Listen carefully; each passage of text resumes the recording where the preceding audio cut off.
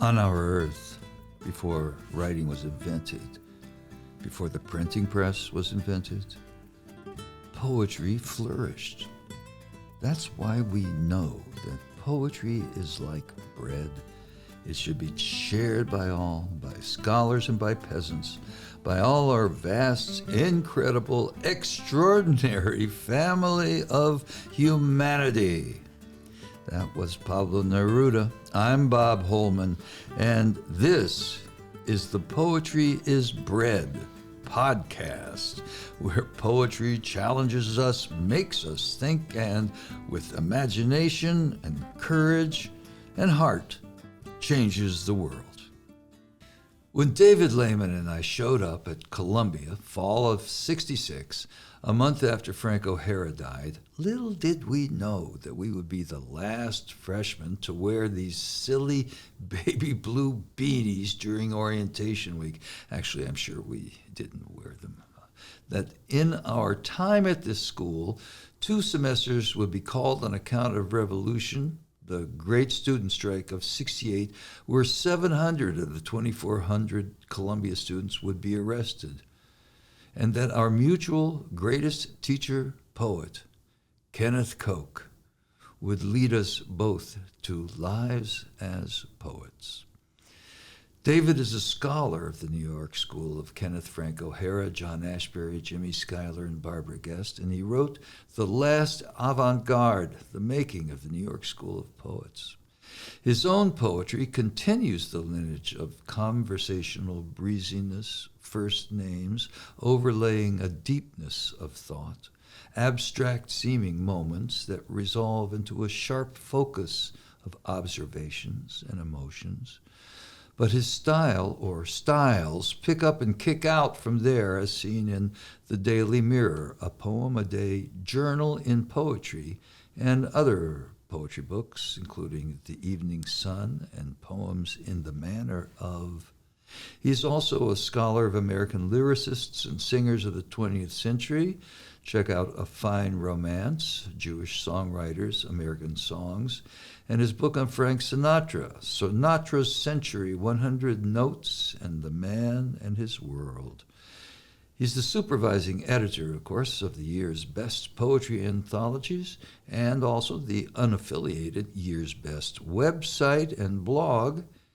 He led the poetry writing department for many years at the new school and now divides his time between New York City and Ithaca. Bound together in boundlessness, here's the David Lehman podcast, as assisted by Sam Ohana. Has defined the darkness of red at dawn, memorized the splash of poppies along deserted railway tracks, and opposed the war in Vietnam months before the students, years before the politicians and press.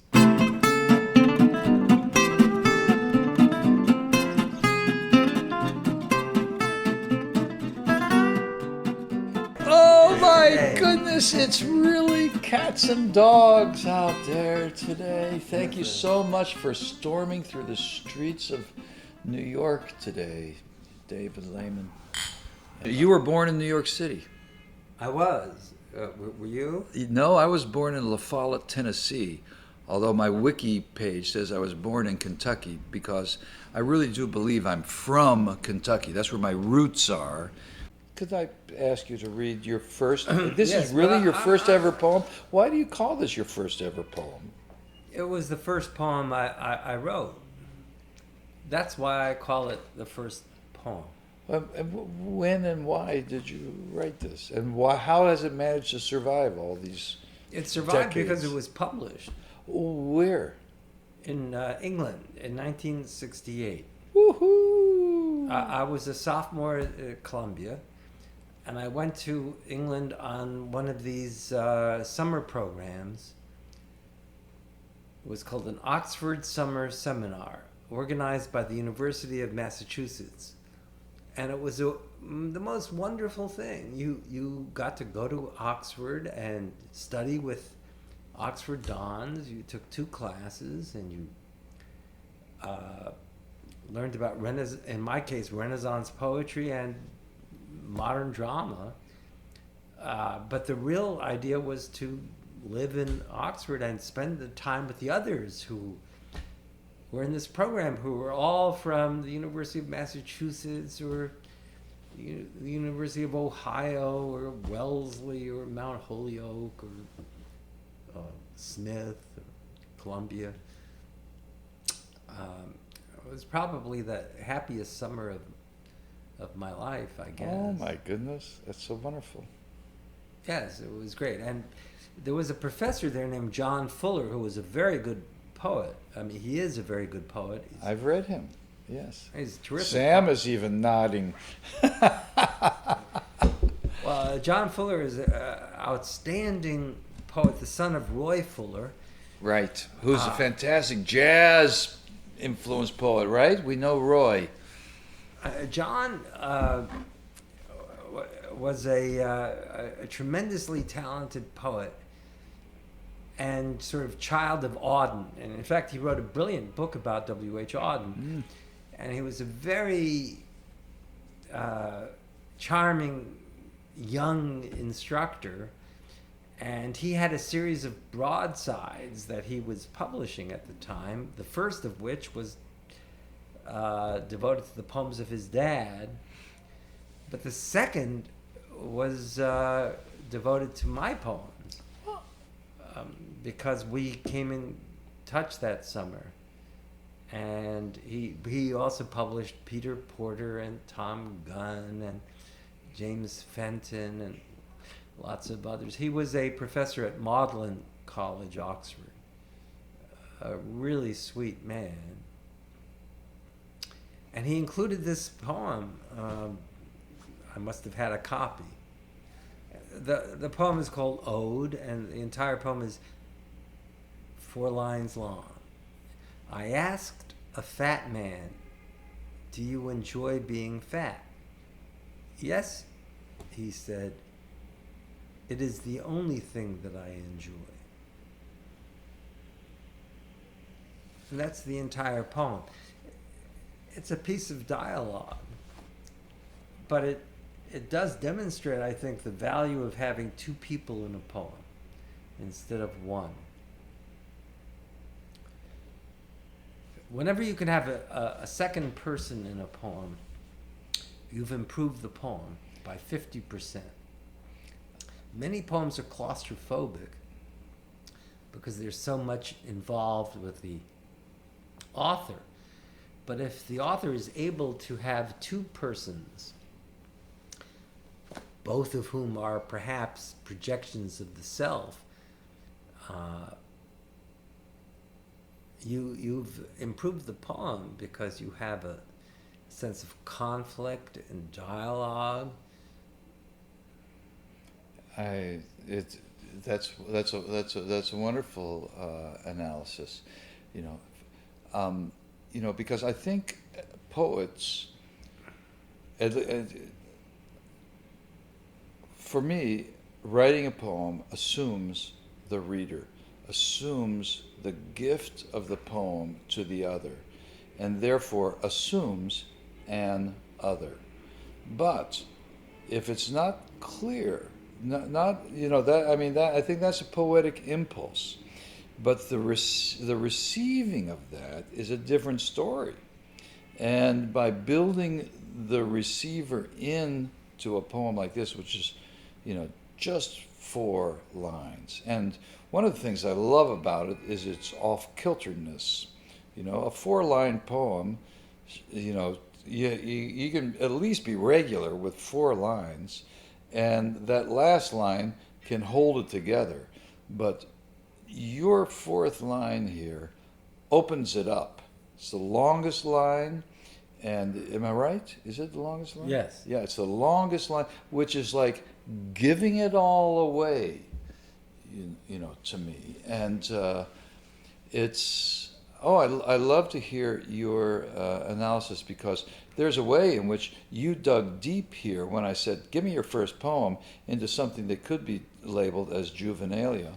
But it does give a whole modus operandi for what you continue to do which is to, and what poetry does, which is to give it away, not to have it be it's why it's the only thing left in capitalism that can't be bought. There's nothing. Who wants to buy the poem? You have to give it away. It's the gift economy that is going on here, and being fat too is such a it's a Falstaffian, the Falstaffian humor, but it's also, just the grandiosity of it. And why not just relax and, put on your braces and enjoy it, Well, I think that at the time, I was... Did you write that? You wrote this at Columbia when you or did you write it in high school? I was in high school. I figured. This sounds like that Stuyvesant in the Margins poem. Yes. Exactly. And I think I was in the 11th grade. But I was wondering about weight and body shape, and because the society puts a great value on being slender, much more now.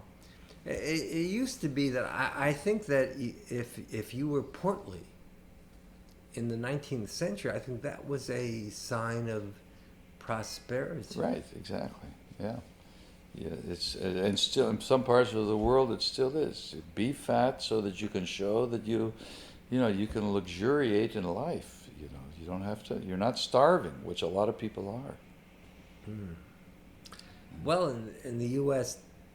Today, we have a movement to tax sugared drinks. For example, in California, they've passed a resolution to tax sugared drinks. It's going to be the next social change, although... Well, it makes sense from the point of view of health. Yeah. To discourage people from drinking soft drinks. Right, and empty calories. Empty calories. Yeah. And I guess I agree with that conviction. Sure. It's like you agree with no smoking, with no tobacco smoking. Did you smoke when you were in college? Yes, I was a professional smoker. What did you smoke? What was your brand? Well, I began with Marlboro Reds, and then I graduated... In the box, you liked them? Either the box or flip top. The thing soft about pack or the soft flip pack, top box. they were longer than the flip Oh, top. really? So yes, you have to keep that in mind. But then I went to Camel Unfiltered. Oh. Once you reach that plateau of satisfaction and self-destruction, it is hard to turn around. Well, we didn't know it was self-destruction. Nobody told us, Oh, no, people told me. They did? They were Oh, telling yes, us? my I wasn't mother ready. told me, my father told me. Oh, boy. My eye doctor told, all sorts of people told me.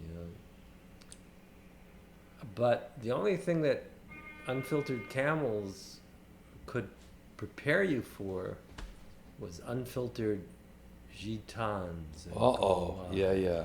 All the way. Yeah. But they're really exquisite. Yeah. You're going to smoke. Yes, I just, and I worked in bars those years, and my clothing was always suffused with the smoke, and everybody smoked. That was, it wasn't that it was cool, although it was cool, but it was just what everybody did, and I think it did give you an appeasement.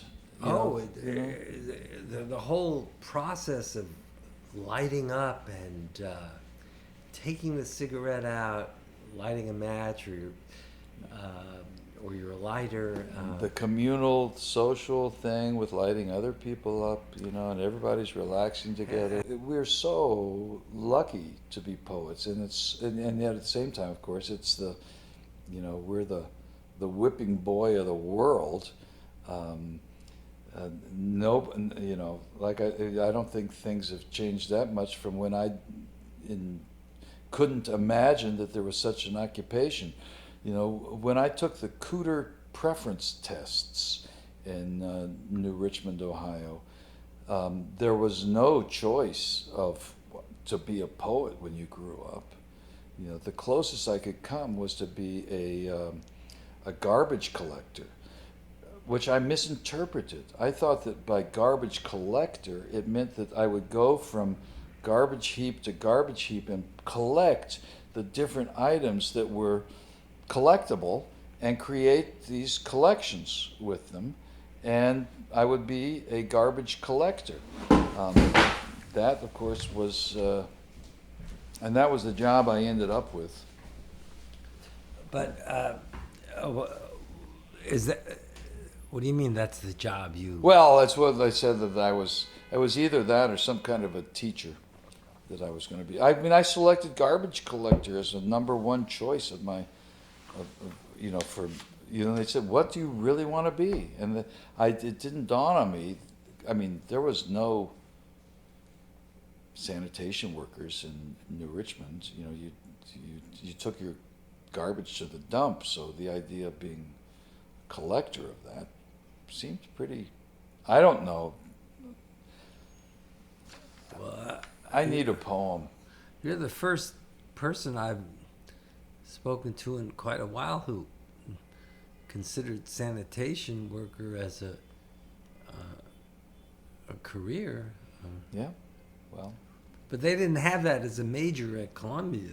No, but they did require that you pass a swimming test to get your. Oh, you remember that? I not only remember it, but I remember someplace you say that you don't swim. Oh no, I swim. Oh, you did. That was that was the persona there that you took on. Oh, I think in this poem. But which trying to get I us guess, there. I guess I'll read this poem. But no, in fact, I love swimming. But before I read the poem, may I ask, do you recall when we had that swimming exam at Columbia? Did we swim nude? Yes. Yes, I was the way I thinking remember so. it. And it was like 20 laps? Is that what I just remember it 1 lap or 2, but maybe it was 20. I passed it. I do remember that. Luckily. Well, I think that is lucky. I happen to favor swimming as a form of physical exercise. So do you swim often I now? do, to this day. Yeah. The poem is called The Difference Between Pepsi and Coke. Can't swim. Uses credit cards and pills to combat intolerable feelings of inadequacy. Won't admit his dread of boredom, chief impulse behind numerous marital infidelities. Looks fat in jeans. Mouths cliches with confidence. Breaks mother's plates in fights. Buys when the market is too high and panics during the inevitable descent. Still, Pop can always tell the subtle difference between Pepsi and Coke. Mm-hmm. Has defined the darkness of red at dawn, memorized the splash of poppies along deserted railway tracks, and opposed the war in Vietnam months before the students, years before the politicians and press. Give him a minute with a roadmap, and he will solve the mystery of bloodshot eyes. Transport him to mountain top, and watch him calculate the heaviness and height of the local heavens.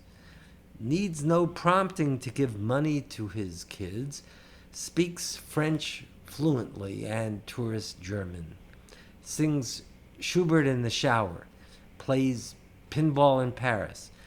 Knows the new maid steals and forgives her.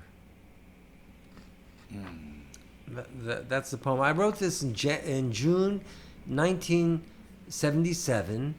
in Paris at a cafe, having a few drinks, and having read a great deal of Auden, who influenced the writing of this poem. And it's a completely made-up persona, although people assume that it's my father, because there's the line, still Pop can always tell. And Pop is also because Pepsi and Coke are pop. soda It's pop. pop, exactly. So father here is a made-up figure, and any made-up figure is largely oneself projected. Well, even our discussion today, the idea of Vietnam was something that you talked about earlier. How you had the cognizance of it through your teacher, and what happened with Johnson with the Dominican Republic leading into the Vietnam. You did have that. But what I love about many things about this poem, and Auden, I see so much of Kenneth in your work, and he was so influential for both of us. For me, he was my gateway drug into poetry. Although I had met Thomas McGrath, the marvelous Minnesota populist poet, on a ship, on a transatlantic student ship. 11 days it took us to cross over, and McGrath held court about poetry every day. So that was a wonderful. When was that? That was the summer before we started at Columbia. 66. 66. Yeah, I got to do that. So that was kind of accidental. It's just totally accidental. Yeah, but the thing about this poem is that it rocks back and forth between, great things and terrible things, and nobody wants to be told in a poem that you bring.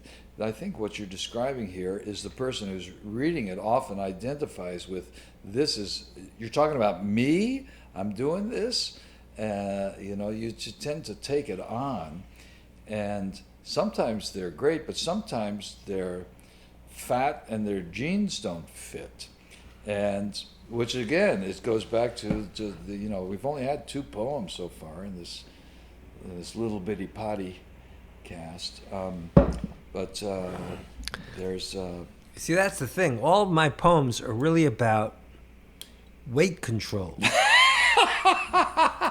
I was waiting for that. I know you were, and that was a setup, but it's true. I've been involved in body shape poetry. Have you? BSP, we call it, body shape poetry. You're so funny. It really is the quintessence of New York school. I just wish we could have hung out with Frank, like Bill Berkson and Frank Lehman and David Shapiro did back in those days. That would have been so much fun. Although we had plenty. And Kenneth, the thing about Kenneth was that he was funnier than Frank, in my opinion. He was funnier than Frank, but he was always so worried that his funniness was keeping him from being taken seriously. That was just so sad. You're right. You That's true to the very end. Yeah. The last thing he said to me was, I visited him a month before he died, and he said, at the end of the visit, he said, when you write the obituary, don't call me Dr. Fun.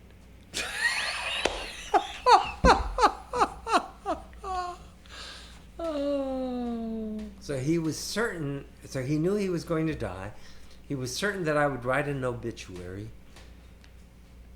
I had written in... So smart. He was so smart.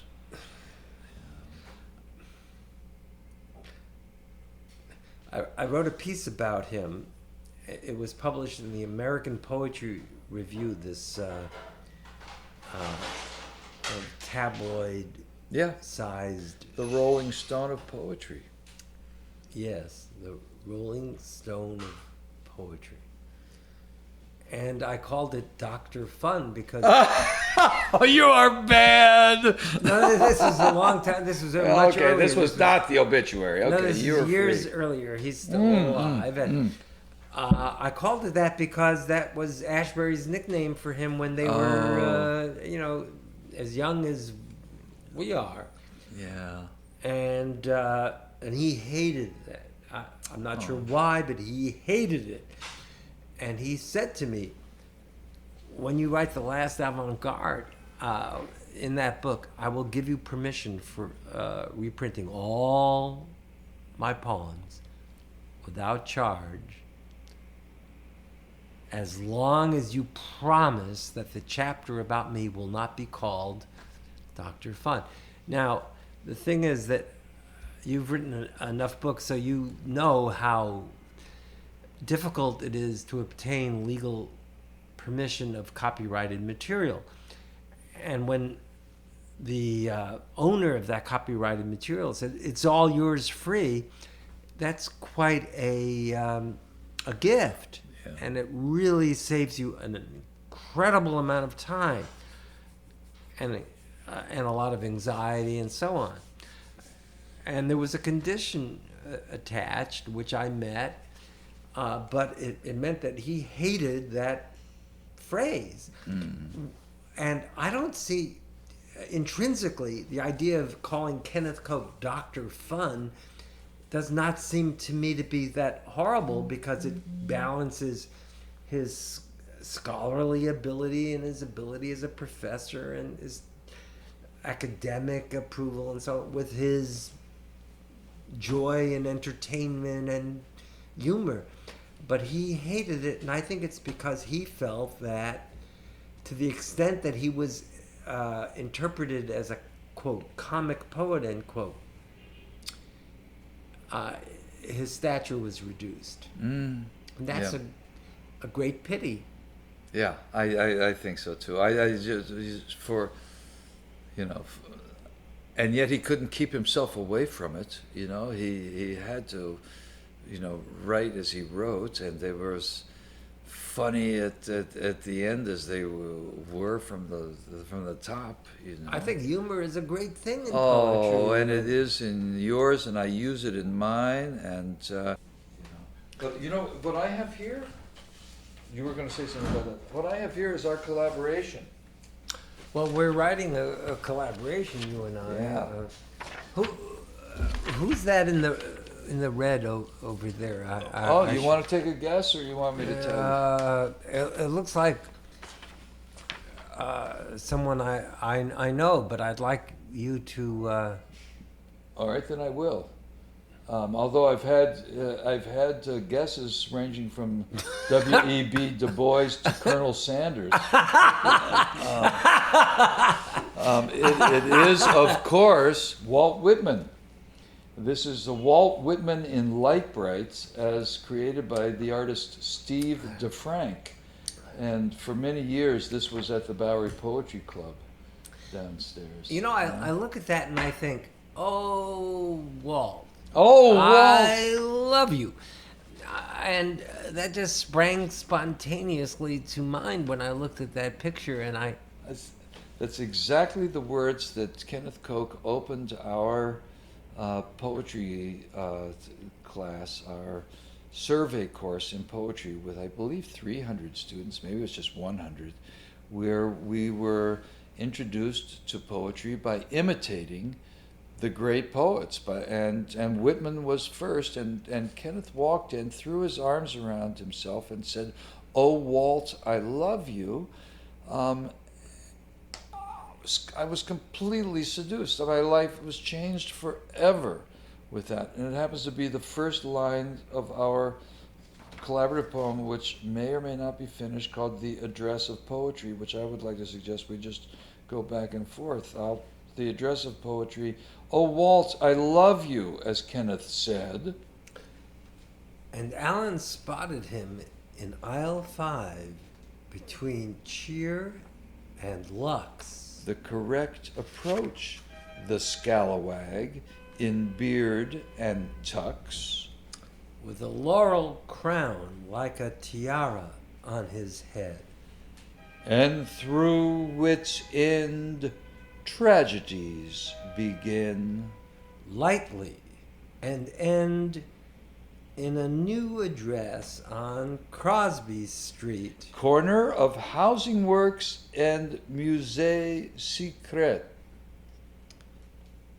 Sing poetry's mystery election, universal write-in. Yeah, you got to sing. What I was trying to get there was GPS-ing. Oh, Like GPS, GPS-ing. oh, so that's your line. I thought it was your line. No, that's my line. That's my line. It's got to be your line because I didn't know how to read it. Oh, that's a great poem. Or maybe it's not finished yet. No, I'm not. Yeah, right. He's got kilometers to go before we watch TV. Yes, miles to go before we learn how to roll a joint. This is what you say you're working on these days. It looks like a prose poem to me. You, editor of the great prose poetry anthology, David. Well, Charles Baudelaire was the great inventor of the prose poem, essentially. There were models of prose poems prior to Baudelaire, but he's the one who christened the genre. Yeah. Petit Poème en Prose What? is his volume, and also known sometimes as Spleen, Spleen. de Paris. Yes. That's right. It's what an idea that the tiny organs are in themselves poems, and of course also only Baudelaire could think of using those tiny organs as really poetic metaphor. Just where the crucial inner workings are going on, spitting it out. Hey, do you need another drink? Well, I could try, but I have to tell you, this is You like the Talisker? well, yeah, it's very interesting, and It's not as sparkly as the. oh, it's Correct. very good. It's 92 proof. Oh, you're such a mechanic of the soul. Well, the thing is that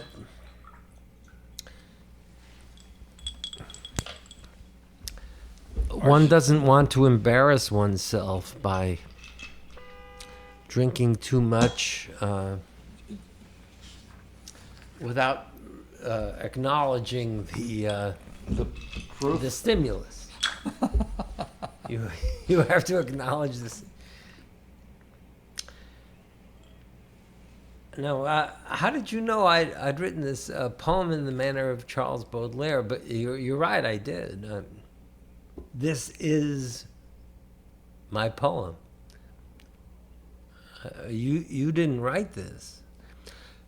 I would have no ethical problems in reading a poem that you wrote and saying that I wrote it. I feel no ownership of my work. Except as Ted, you know what Ted Berrigan once said? I hate to quote that guy again, but here it comes. He said, poets of the future, remember, you didn't write these poems. I did. You really like Ted. I did like Ted. Yeah, he was my guy down here. Yeah. And Ron. I love Ron. Boy, the first time I was in the room with just the two of them, I was, it was an "Oh Walt, I love you" moment. I think Ted was really quite a generous man and great. His sonnets are one of the great introductions that you can use for modern poetry. Oh, absolutely, Yeah. and Especially when they're 13 lines. Well, that book, The Sonnets Yes. by Ted Berrigan, that's one of the great books. Yeah. And in fact, I remember buying it while we were in Kenneth Koch's class. Mm. I still have that edition. Oh of it. God! Somebody stole my with the little dots on it, right? Yes. Yes. Oh, I love that edition.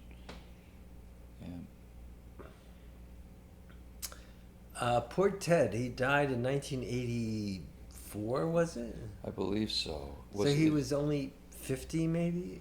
Oh gosh, something like that. You know, if that. You know, he was born in 40, so I don't think he was 50. And he died days before Edwin died, Edwin Denby, and so that I think it might even have been 82, not 80, but I'm not. I'd have to check. That's terrible, but.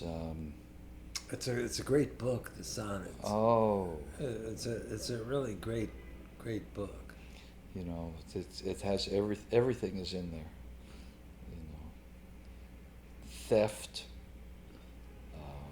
the mundane, the utterly romantic, the absurd, the humor. The And Rimbaud's Drunken Boat. Yeah, and the also the formal layers in it, the way that lines come back, his use of the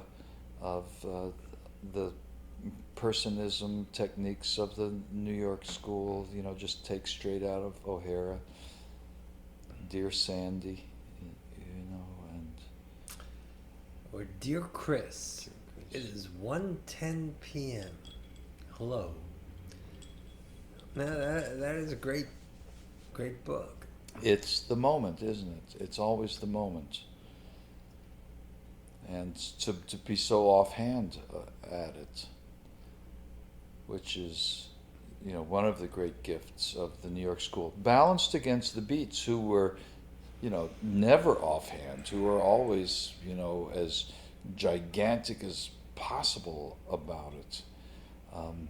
And one of the great learning experiences, and that Frank Lima helped me to see, was that while I was coming up, it was the Beats who spawned the hippies, who seemed to be the absolutely open and enveloping aesthetic, actually turned out to be quite definitive on who was in and who was out, while the more aesthete New York school, which would seem to be so Frenchified and so narrow-minded and arts elitist, you know, actually had the bigger parties and invited everybody in, and you know, it was a wonderful, wonderful interplay and exchange that was going on in those days. We were very lucky to be coming up in that sort of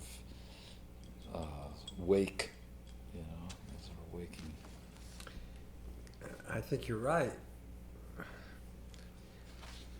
Now, Well, you wrote the fucking book, so you should know. Well, I'm going to read Poem in the Manner of Charles Baudelaire because it's from the new book that's about to be published, which is called Poems in the Manner of. So every poem is in the manner of a poet, or in some cases a decade or a style. It's an idea for a whole book. I spent 14 years writing it. And I tried to capture how Baudelaire would write a prose poem. In this poem, the task of painting and installing a door is a charming respite for a soul fatigued from the struggles of life. The quality of the wood, the choice of the color, the need for precise measurements, all these things absorb him. And then there are the spectral presences that have followed him noiselessly throughout the day and attend him even now, and with whom he holds lively, if silent, discourse, while affixing the door with its hinges to the portal. The woman for whom he has built this door has opened a bottle of red wine and transferred its contents to a shapely flask. The perfume enters the air, where it takes the form of quarter notes. There are flowers in a vase on the piano. All this the carpenter sees, and by the time he has installed the door, sweaty and in need of a shower, he sees that the woman has shed her outer garments and is staring at him with a look alternately frank and coy, and his penis springs to an erection like the salute of a well-trained soldier, and his soul enjoys that mysterious and aristocratic pleasure reserved for the man of action who wins a decoration for steadfastness of purpose and steadiness of aim. So Bravo. now my experience as a carpenter entered that poem because I don't know if you know this, but I worked as a carpenter. I didn't know that. Well, for a couple of years, I earned some money by doing carpentry work. It didn't pay very well, but it honed my skills so I could make bookshelves of my own. Wow. And one time I was asked to build a door, which is not as easy as you may Building think. a door, I do not think building a door is easy. Sorry, I know enough to know that it's not easy. To get a door to hang, to get the jamb, to get it to swing, to get it to fit, you know. And you need hinges. You have to make really exact measurements, and on top of all the usual things in carpentry, and you have to smooth the edges. And also, if you louse it up, you lose an incredible amount of time, and you're not being paid that much to begin with. So the thing was that what was very surprising was in finishing the door, that the person for whom I was finishing it was so grateful, I think. I would have to put it. You did open the door. Or as they say, shut the door. Well, Sorry. I think of why I'm not a painter too, because this you begin with that dichotomy with the painter and the carpenter, and then the carpenter takes over, and yet what happens is a painting is created, especially when you reach the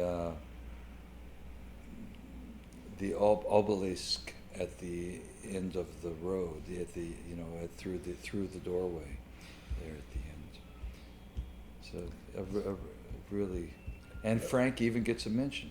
It really taught me something because it's hard work, and but I'm glad I don't do any carpentry anymore. Well, David, I think that you crafted that doorway there exactly as a carpenter would, and gave it to us in your poetry. Well, I got rewarded, and in a most surprising fashion. Yeah.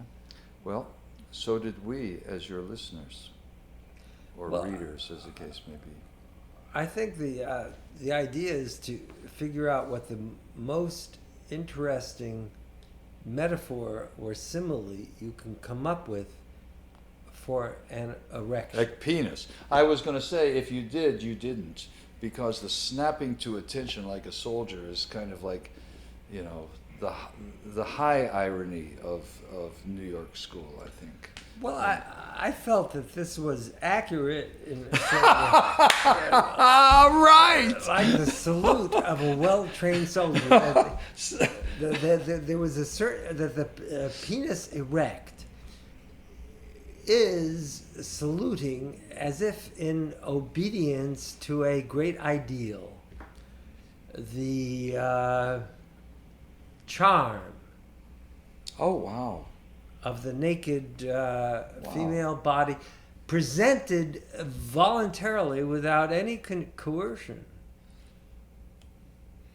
Well, strictly as a reward. So this is a completely anti-capitalist poem. This is a completely free exchange of abilities or and that's it, and that is the poetic economy, after all. Although there is a way in which I see a lot more John Donne in this poem, actually, or at least an influence of Donne in it. You know, that it does, you know, raise high the roof beams with a kind of metaphorical tent. well, that's a very interesting commentary. It blends John Donne and J.D. Salinger. Yeah, I'm working on that. Well, I think that we've reached the thrilling conclusion of our podcast here. We've done all three poems, and I just want to thank you. Well, I'd like to thank you.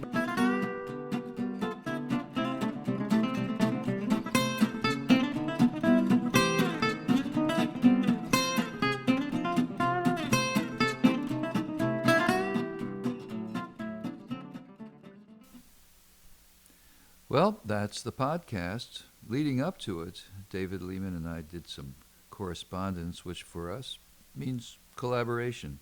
We put together a couple of poems, and after we realized that the podcast was, quote, over, end quote, what could we do but read the collaboration? And now here's a bonus track for you. 2 poems, David Lehman and Bob Holman. Well, I believe that writing this poem, we alternated stanzas. I believe I wrote stanzas 1, 3, and 5, and you have written 2 and 4, and you were obliged to come up with stanza 6. Although I did love your ending at 5, but let's see. Perhaps it ends. Perhaps it ends. I mean, it is possible, but let's let our listeners decide. determine. Yes. Yeah. When Bob and David talk, do they merge into interchangeable I and you? Yes, they do. And after a while, not even the 2 principals know who is talking, whom is listening. Who is listening? It should be who is listening. And whether enthusiasm is as a virtue is even greater than generosity, and does it matter, I ask you? My lad, enthusiasm grows its own accordion, responded one to self, verse, vise, poesies, scion. Generosity's in the changing room, a new idea to try on while change continueth. That we shall keep our eye on. You can say that again. Okay, I will. You can say that again. Keep pouring. I don't trust a man who says when. When to the sessions of sweet silent thought the amen corner bursts into praise, then mezzo women and baritone men sing for their supper, and, having sung, eat it too. Broccoli rabi, tangelo, porchetta, habanero stew, a side of collards, a tide of framboise, and a point to point out the rude ragout. Generous portions, and at the bar, a generous pour. Artie Shaw playing Frenzy via satellite. More good conversation as usually follows from our practice of switching pronouns, his to their, mine to our.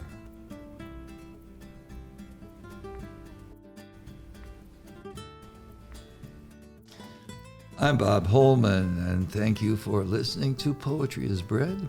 Subscribe to our podcast to get notifications of new episodes. Check us out at BoweryPoetry.com. The podcast is co-produced by Ram Devanini and Flavia Roja with Retaplax. Artwork by Fabian Ceruleo. This podcast series is funded by National Endowment for the Arts and New York State Council on the Arts, the Governor of New York State, and the New York State Legislature. Thank you all. Thank you all for listening. Poetry, it goes in one ear and stays there.